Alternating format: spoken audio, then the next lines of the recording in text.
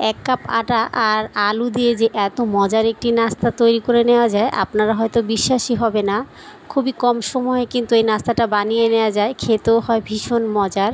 এইভাবে নাস্তা তৈরি করে দিলে কিন্তু ছোট বড় সবারই কিন্তু ভীষণ পছন্দ হবে। চাইলে কিন্তু এই নাস্তাটি তৈরি করে সকালে অথবা রাতের ডিনারেও রাখতে পারেন, খেতে কিন্তু খুবই ভালো লাগবে। আজকে সেই রেসিপিটি শেয়ার করছি। রেসিপি ভালো লাগলে অবশ্যই একটি লাইক দিতে ভুলবেন না। প্রিয় দর্শক, আসসালামু আলাইকুম। তাহলে চলুন কথা না বাড়িয়ে রেসিপিতে চলে যাচ্ছি। নাস্তাগুলো তৈরি করার জন্য আমি এখানে 1 কাপ আটা নিয়েছি, চাইলে কিন্তু আপনারা ময়দাটাও ব্যবহার করতে পারেন। এরপর একটা আলু আগে থেকে সিদ্ধ করে নিয়েছি, সেই আলুটা আলুগুলো এখন আমি একটা গ্রেটারের সাহায্যে ভালোভাবে একটু গ্রেট করে নিব। আপনারা চাইলে কিন্তু সুন্দরভাবে হাত দিয়েও আটার সাথে মিশিয়ে নিতে পারেন।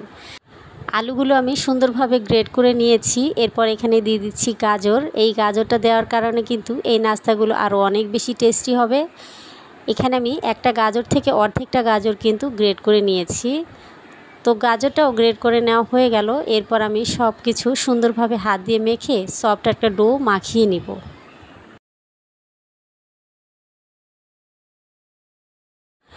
এই ডোটাকে আমি খুব সুন্দরভাবে কিন্তু মাখিয়ে নিয়েছি, দেখতেই পাচ্ছেন। এরপর এখানে আমি দিয়ে দিব পেঁয়াজ। একটা পেঁয়াজ আমি একটু ভেজে এরপর ব্যবহার করছি, চাইলে কিন্তু আপনারা কাঁচা পেঁয়াজটাও দিতে পারেন। এরপর একটু ধনেপাতা কুচি দিয়ে দিচ্ছি। এখন আবারও সব কিছু ভালোভাবে একসাথে মিশিয়ে নেব।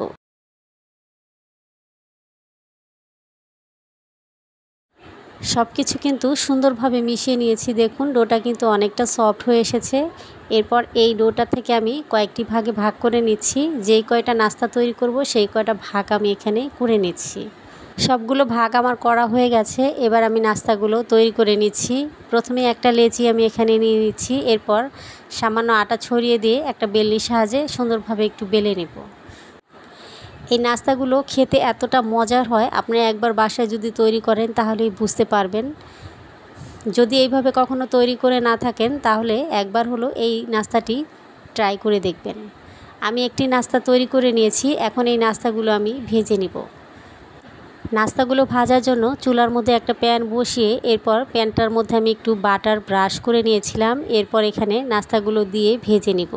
আজকের এই নাস্তাগুলো ভাজার জন্য কোনো প্রকারের তেল কিন্তু আমি ব্যবহার করব না, একেবারে তেল ছাড়াই কিন্তু আজকে এই নাস্তাগুলো আমি ভেজে নিব। আপনারা চাইলে কিন্তু এখানে রান্নার তেলও দিয়ে নাস্তাগুলো ভেজে নিতে পারেন, তবে আমি একদমই তেল দিব না। এখানে আমি সামান্য একটু বাটার দিয়ে এরপর ভেজে নেব। এই বাটারটা দেওয়ার কারণে কিন্তু নাস্তাগুলো খেতে অসম্ভব মজার হয়। চাইলে এইভাবে আপনারা একবার বাটার দিয়ে এই নাস্তাগুলো ভেজে নিতে পারেন। আমি এখানে বাটার দিয়ে একটু মিশিয়ে নিয়েছি। এরপর আমি নাস্তাটাকে একটু উল্টে পাল্টে ভেজে নেব।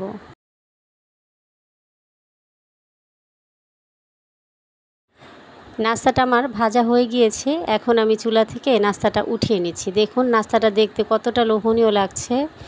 সেমভাবে আরও একটি নাস্তা আমি ভেজে শেয়ার করছি। রেসিপি কেমন লেগেছে অবশ্যই কমেন্ট করে জানাবেন। ভালো লেগে থাকলে অবশ্যই লাইক কমেন্ট শেয়ার করবেন। এইরকম সহজ এবং মজার রেসিপি পেতে অবশ্যই চ্যানেলটিকে সাবস্ক্রাইব করে নিয়মিত সঙ্গেই থাকবেন। এই নাস্তাটিও আমি ভেজে নিচ্ছি। এরপর আরও একটু বাটার দিয়ে এরপর নাস্তাগুলো উল্টে পাল্টে ভালোভাবে ভেজে নেব। এইভাবে নাস্তা তৈরি করে কিন্তু আপনারা যে কোনো কিছুর সাথে পরিবেশন করতে পারেন, অথবা এই নাস্তাগুলো এমনি খেয়ে নিতে পারেন। এটা খেতে এমনিতেই অনেকটাই মজার। নাস্তাগুলো তৈরি করে ঘন্টার পর ঘন্টা কিন্তু রেখে দিতে পারেন। এই নাস্তাগুলো এরকমই সফট এবং নরম থাকবে।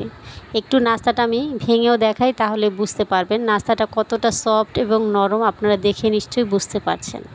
আজকে এখানে বিদায় নিচ্ছি। সবাই অনেক বেশি ভালো থাকবেন, সুস্থ থাকবেন। আল্লাহ হাফেজ।